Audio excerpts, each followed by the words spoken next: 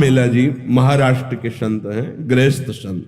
महाराष्ट्र में तो बड़े महामहिम महिम गृहस्थ, जो आश्चर्यजनक, जिनका त्याग वैराग्य अनुराग। वो अपने घर के सेवा के लिए, ठाकुर जी के लिए सब्जी लेने जा रहे थे। कुछ ऐसे रुपए होंगे, बड़ी मेहनत से कमाते थे, निर्माण कार्य, गृह निर्माण कार्य आदि में वो करके फिर उससे जो अर्थ मिलता था। देखा एक बहुत बड़े बड़े ऐसे केले रखे हुए थे। देखते ही मन में आया कि ये केले विठ्ठल भगवान को बहुत अच्छे लगेंगे। सब्जी नहीं ली, उसके केले ले ली। मंदिर में अंदर प्रवेश का तो अधिकार था नहीं। दरवाजे पर खड़े हुए आवाज लगाई कि ये केले का भोग लगा दीजिए विठ्ठल भगवान को। भगवान की बड़ी विचित्र लीला होती है। कुछ पार्षदों ने, निजी सेवकों ने उनको धक्का मार करके बाहर किया। बोले तुम क्या समझते हो, 2-4 बार नाम ले लिया तो इतने बड़े भक्त हो जाओगे कि तुम्हारे हाथ का छुआ हुआ भगवान भोग पालेंगे। उनको ऐसा कुछ इस बात से बुरा नहीं लगा कि ऐसा, एकांत में जाके प्रभु से बात करने लगे कि मेरा अपमान हुआ है, इस बात का मुझे कोई दुख नहीं, लेकिन आपने ऐसा क्यों किया। हमारे हृदय में प्रेरणा की और फल देख करके मेरे मन में आया कि आप पाना चाहते हैं, आपके लिए ले गए। तो मुझे ऐसी जगह पैदा ही क्यों किया जो आपको पसंद नहीं सेवा। आप तो सब कुछ कर सकते थे ना, फिर आप चलो, फिर आपने चाह क्यों प्रकट की। ठीक है, यदि आप ऐसा है तो फिर इस शरीर को रख के क्या करेंगे, क्योंकि ये शरीर आपकी सेवा के योग्य नहीं ना। आज से अन्न जल बंद और इस शरीर का हम त्याग कर देंगे। जब तक आपकी सेवा के योग्य मैं नहीं होऊंगा तो क्या इस शरीर को रख के करें। दरवाजा अपना बंद कर लिया और निश्चय कर लिया कि ना जल ना अन्न इस शरीर में नहीं डालेंगे। देखो छोटा सा कर्म है, भगवत प्रीत्यर्थ। जे ही ठाकुर जी का शयन हुआ, निकले ठाकुर जी, गए, दरवाजा खटखटाया, आवाज लगाई, बड़ी अमृतमयी वाणी, एकदम आकर्षित। कौन? कहा चोखा मेला जी, बहुत भूख लगी है, खोलिए।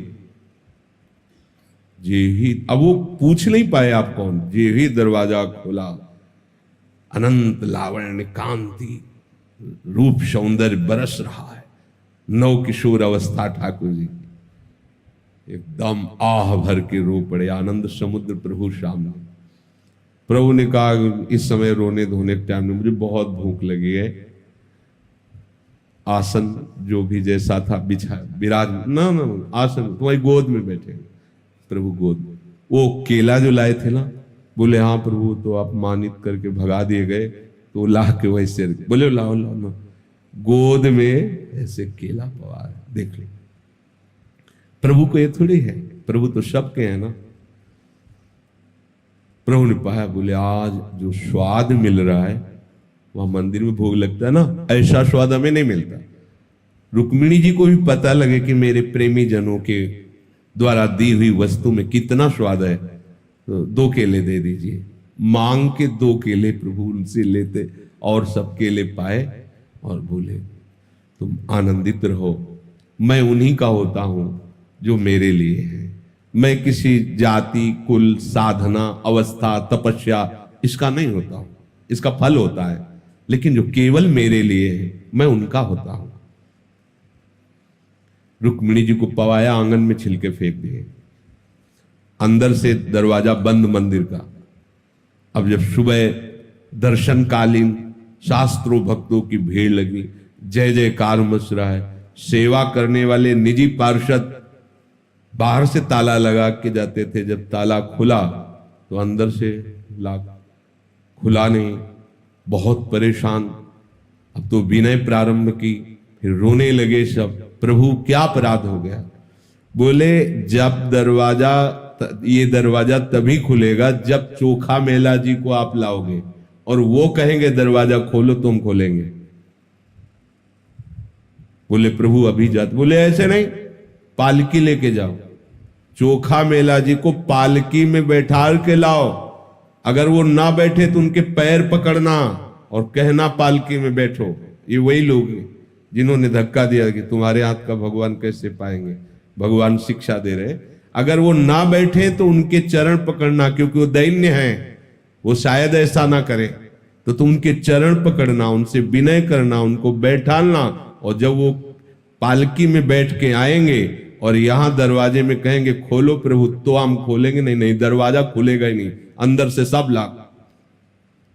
अब उनके तो प्रकट और आंतरिक दोनों जीवनाधार श्री विठ्ठल भगवान ही है। पालकी ली भागे भागे। आप सब आश्चर्यचकित हो रहे कि कल मंदिर के दरवाजे से जिन्हें धक्का दिया गया था, आज उन्हें पालकी में बैठा ले वही पार्षद।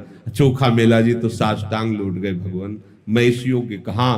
तो वो फिर चरण पकड़ रहे कि अब आप छुपिए मत, सब जान गए कि आप किस कोटि के महान भक्त। आप जबरदस्ती उनको पालकी में बैठाया, जय जयकार करते हुए लाए। मंदिर में जब आए तो आंसू बहाते चोखा मेला जी, प्रभु बस करो बस करो, अब तो खोल दो।